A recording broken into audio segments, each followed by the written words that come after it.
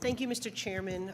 We all believe it's unfortunate that we need to be here, and nobody thought in 2024 we would be dealing with this immense spike in anti-Semitism in our country, but it is so critical that we are here together as Republicans and Democrats trying to find the best solutions to stop this.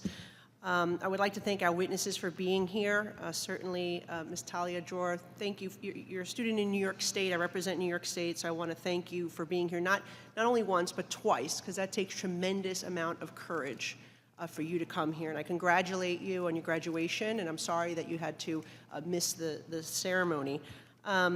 Since the horrific attacks on October 7th of last year by Hamas on Israel, the ugly face of anti-Semitism has showed on college campuses across the country. Instead of preparing our young people for life and getting them ready to be productive members of a civilized society, campuses have turned into indoctrination centers of hate. It seems to be getting worse to me. Maybe it's because I'm in New York City.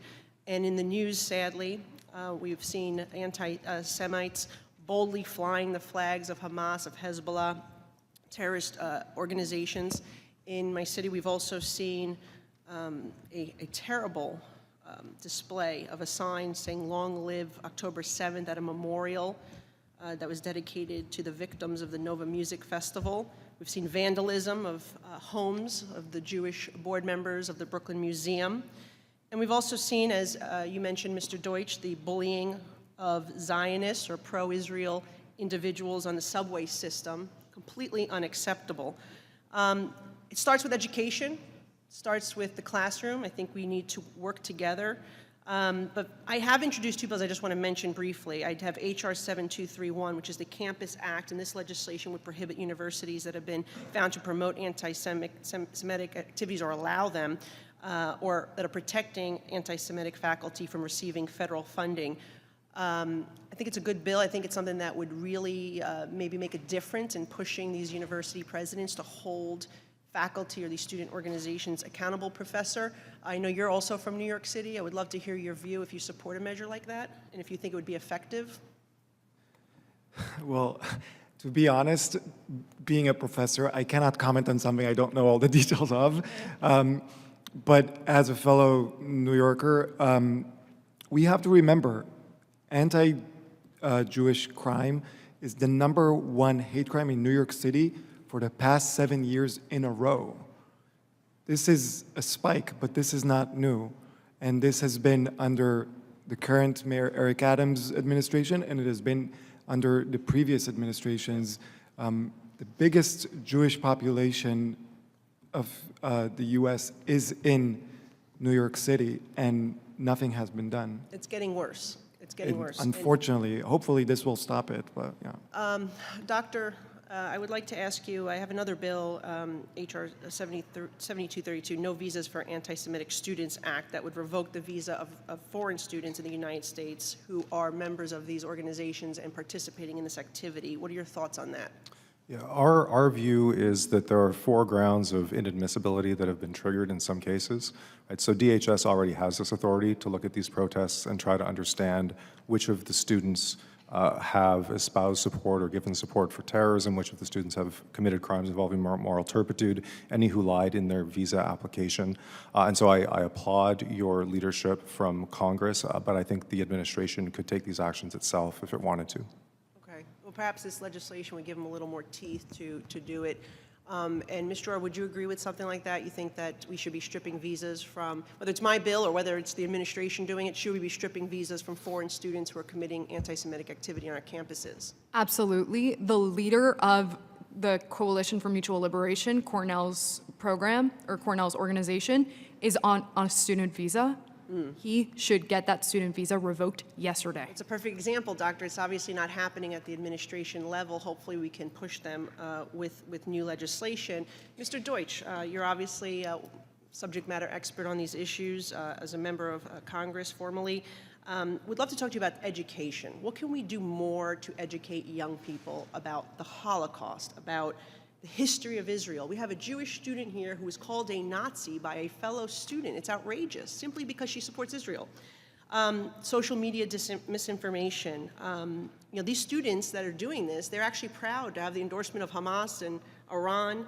What can we do to educate young people, both at the state level and the national level?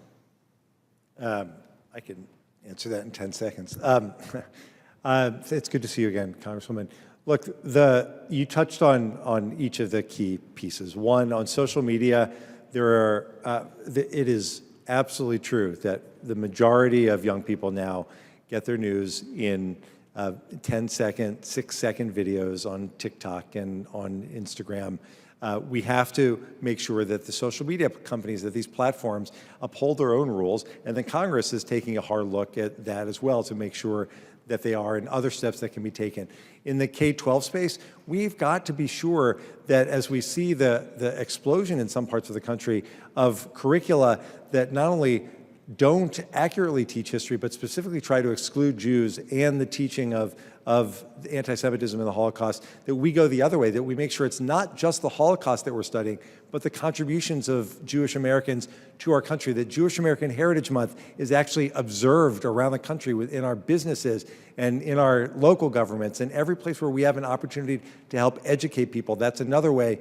And on college campuses, we have an obligation to make sure that everyone on a college campus, including the residential advisors, including the members of the administration, not just the administration and his or her team, but everyone in the university has a chance to learn, again, yes, about the Holocaust, but also about the history of anti-Semitism, the history of the Jewish people. And frankly, it's important for everyone to understand the history of Israel so that these outrageous claims about Israel being a white settler colonialist enterprise, instead they'll actually learn that Israel is the homeland for the Jewish people with 3,000 years of history of Jews being connected to that land, that the state of Israel not only is not a white settler colonialist enterprise, but that the majority of Israelis are actually people of color. There's an enormous amount of education that's required. AJC, other groups play a role there. Our educators play a key role there. And I applaud you for raising it. It is